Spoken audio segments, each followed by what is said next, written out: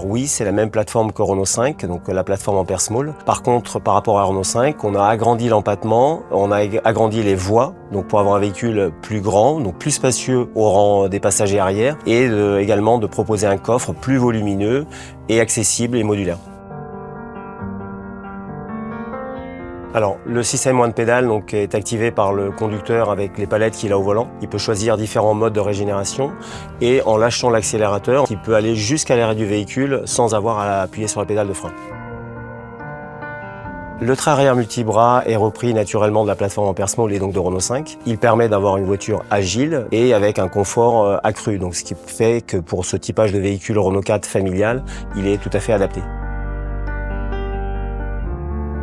L'extended grip, c'est une gestion électronique de principalement deux choses, le couple moteur et l'anti-patinage. Le but, c'est de donner de la puissance ou en retirer sur les roues qui ont besoin pour garder le véhicule en mouvement et en sécurité.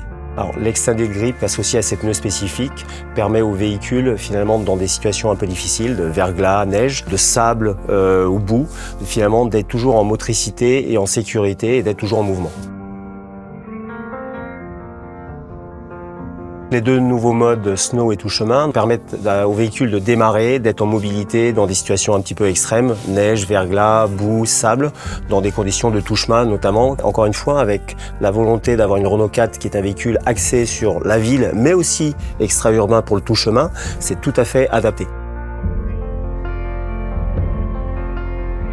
Renault 4 électrique, comme Renault 5, est équipé de la charge bidirectionnelle. On a ce qu'on appelle le V2G, donc c'est une charge à la maison. Vous branchez votre véhicule en arrivant chez vous le soir et en fonction des pics de demande d'électricité, votre véhicule peut rendre de l'électricité au réseau et ça vous permet, vous, baisser votre facture.